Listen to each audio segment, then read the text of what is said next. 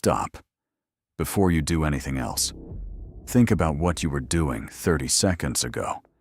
Were you already scrolling? Thumb moving up, pause, up, pause. Here's a number: 2,617. That's how many times the average person touches their phone every single day. Not a typo. 2,617. You've already lost 6 years of your life to a screen, and you don't remember a single hour of it. Stay until the end. The last fact in this video will change how you look at your phone. Not tomorrow. Right now. Let me describe your day. Tell me if I'm wrong. You wake up. Before your feet hit the floor, the phone is already in your hand. You tell yourself, 30 seconds. It's never 30 seconds. You surface 11 minutes later, already a little dazed. You sit down to do something that actually matters.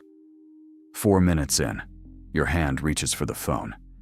You didn't decide to pick it up. It just happened. By noon, you've opened Instagram 17 times. You don't remember what you saw. By 3 p.m., there's a tiredness that sleep doesn't fix. That night, I'm going to bed at 10. But TikTok is right there. Netflix is right there. You surface at midnight, stare at the ceiling, and the worst part, you watched yourself do it. The whole time. And you couldn't stop. That is not a character flaw. That is not laziness. That is your brain. And once you understand exactly what's happening inside it, the shame disappears. Here's a belief you hold as absolute fact. You scroll because it feels good. Wrong. Not even close. In 1998, Dr. Robert Sapolsky at Stanford published 30 years of primate research. He found something nobody expected. Dopamine is not your feel-good chemical. Dopamine is your anticipation chemical, your uncertainty chemical.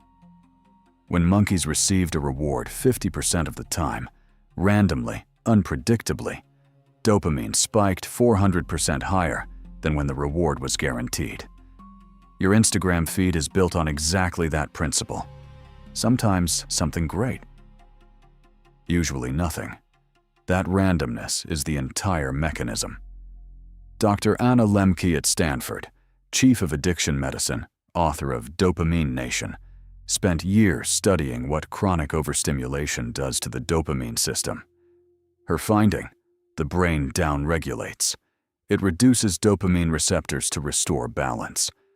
What gave you a rush 6 months ago barely registers now. You need more. Newer. More extreme. The algorithm already knew this would happen. It tracks your engagement decay in real time, serves you progressively sharper content automatically. You're not bored because you have a short attention span. You're bored because your dopamine system has been systematically depleted by a machine that profits from your depletion. In 1953, psychologist B.F. Skinner at Harvard made a discovery. Rats that received food every time they pressed a lever, pressed it moderately, then stopped. But when food came randomly, the rats became obsessed. They pressed constantly, frantically, even when they weren't hungry, even when they were exhausted. The scientific term, variable ratio reinforcement schedule. The common term, slot machine. The social media term, your feed. Every time you pull down to refresh, that specific gesture is neurologically identical to pulling a lever. The casino didn't copy social media. Social media copied the casino.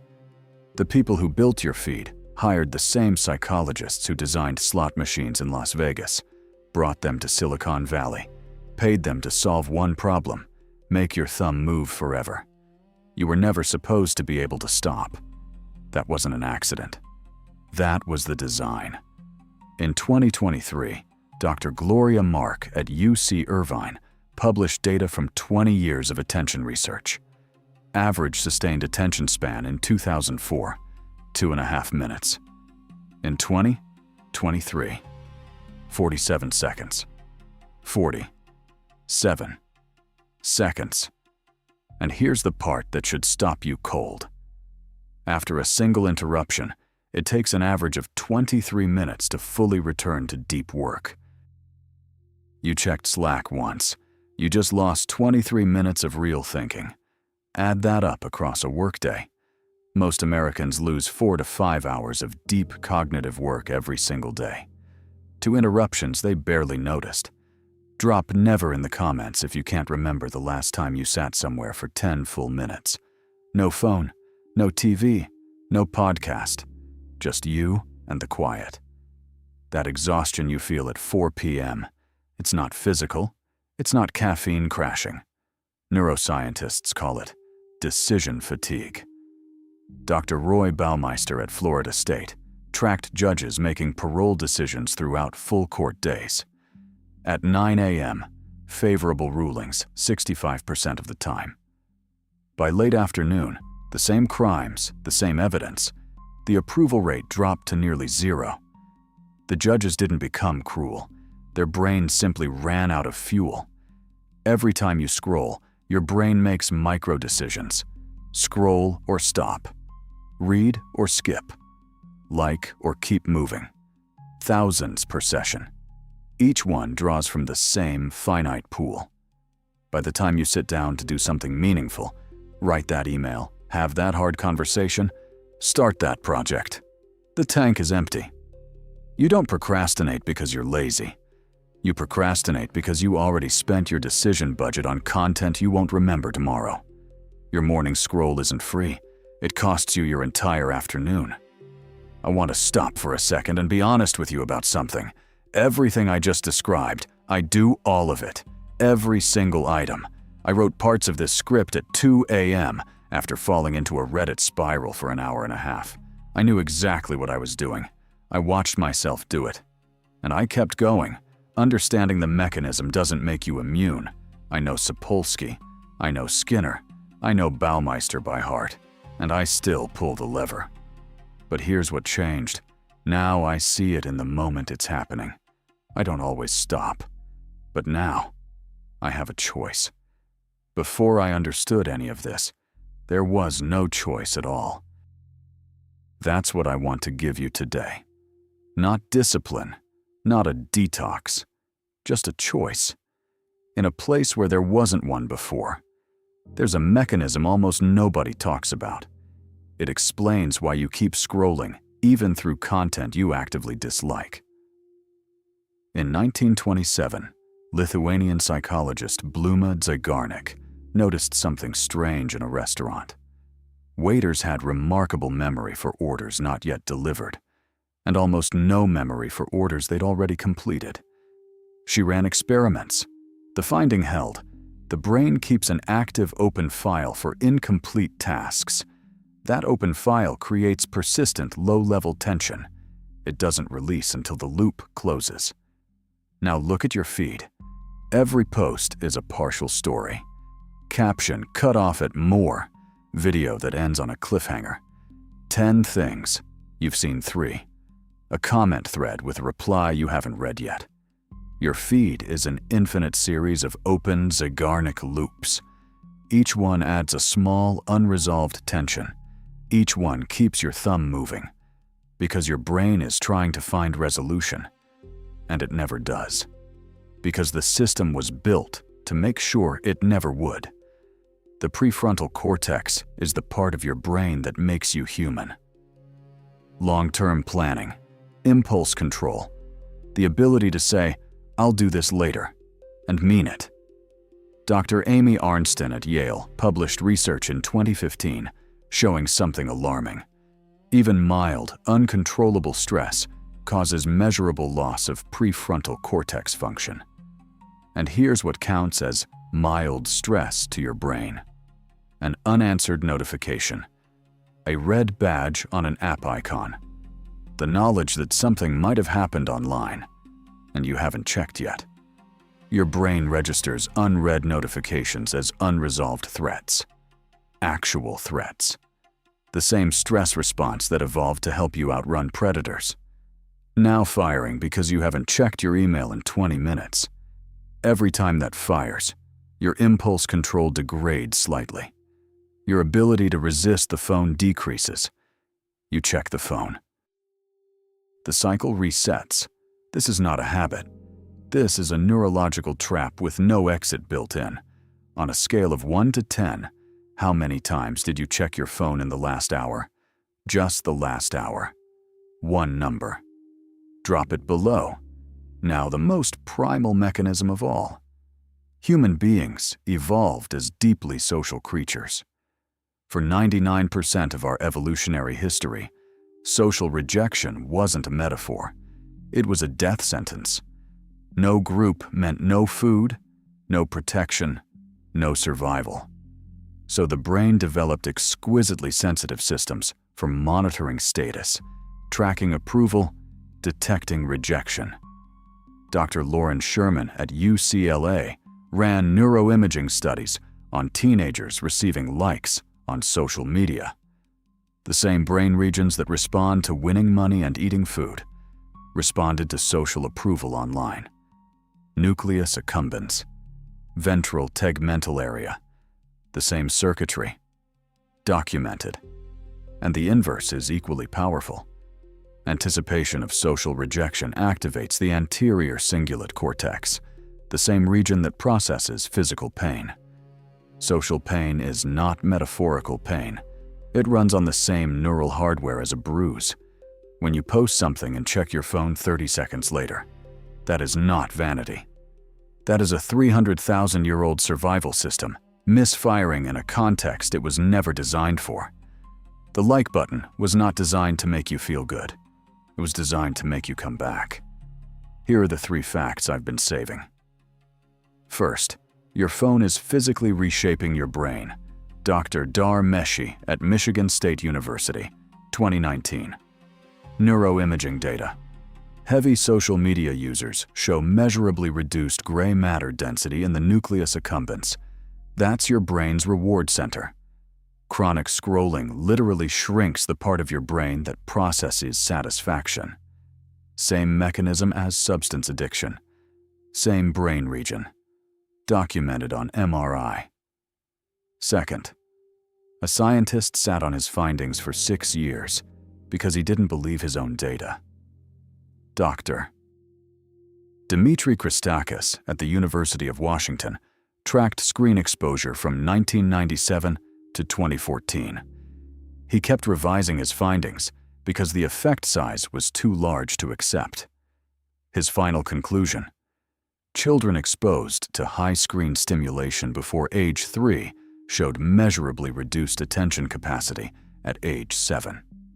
6 independent replications. This matters to you as an adult, not just as a parent. Tonight's scroll session is training your brain to demand faster inputs, and faster inputs make slow, deep thinking feel unbearable. Third, the one I promised you from the very first second.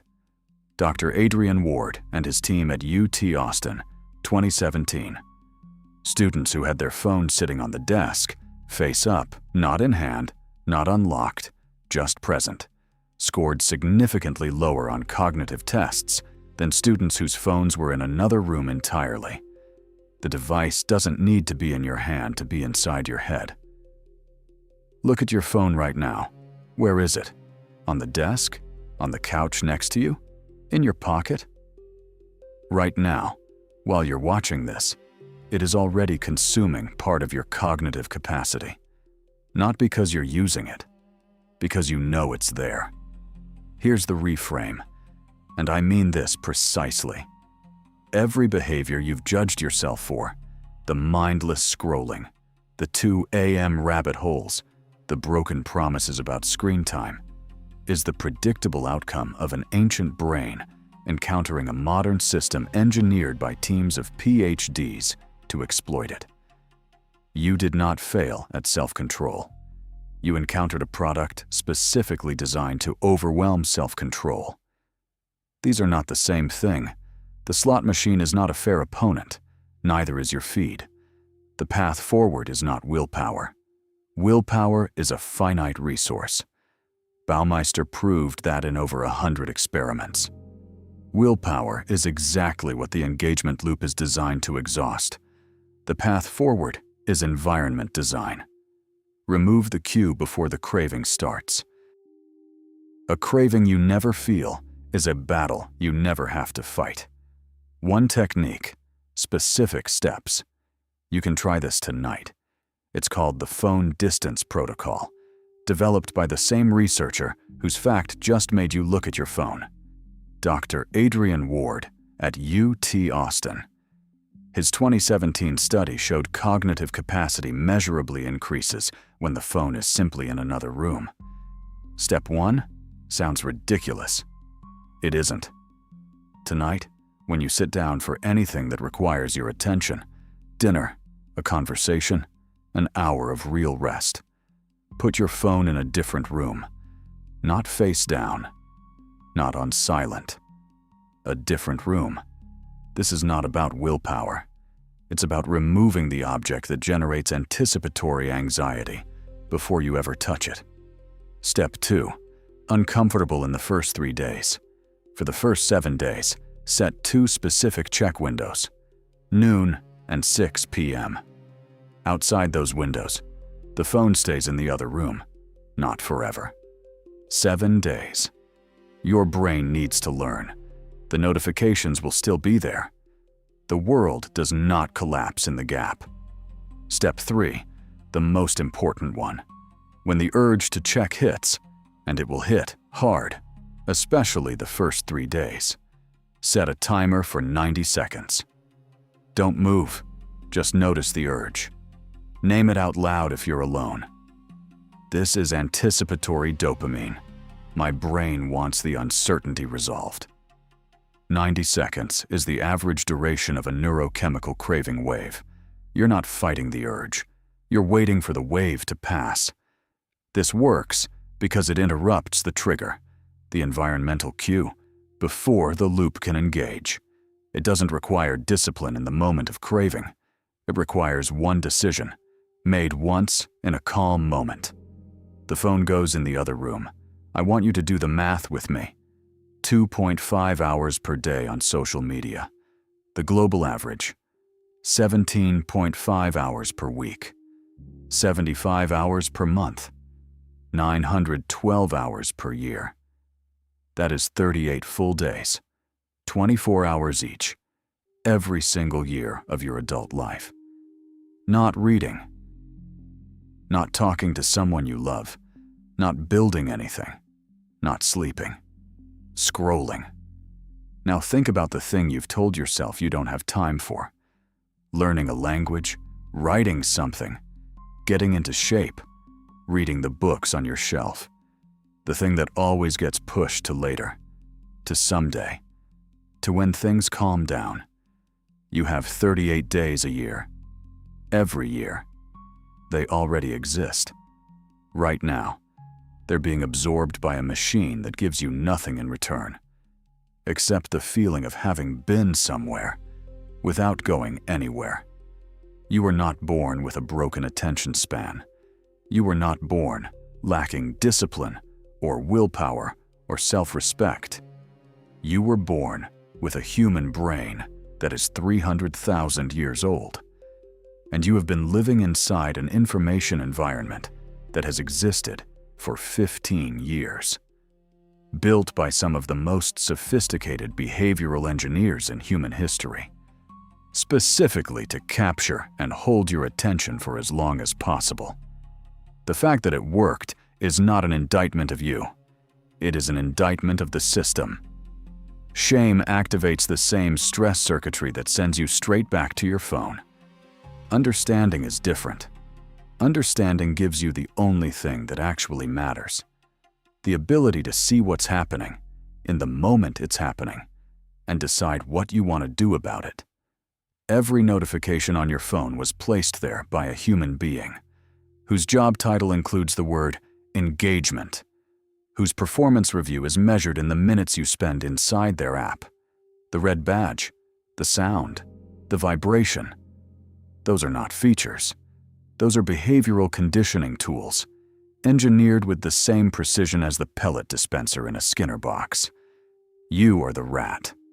The phone is the box. And the person who built the box gets a bonus every time you pull the lever more. Now you know the name of it. And you can't unknow it. Your brain is not broken. It's been hacked. Now you know the code. That's where it starts. While you were watching this video, how many times did you check your phone? Give me the real number, not the aspirational one. Drop it in the comments right now. I'll read every single one. Always or never? Do you pick up your phone within 60 seconds of waking up? Drop it below. I want the honest answer. Researchers at MIT discovered that people who believe they have good memories actually remember less than people who assume they'll forget. And the reason is something your brain does every single time you take a photo. It's called cognitive offloading, and it's quietly hollowing out your recall in ways you won't notice until you really need it. It's next week.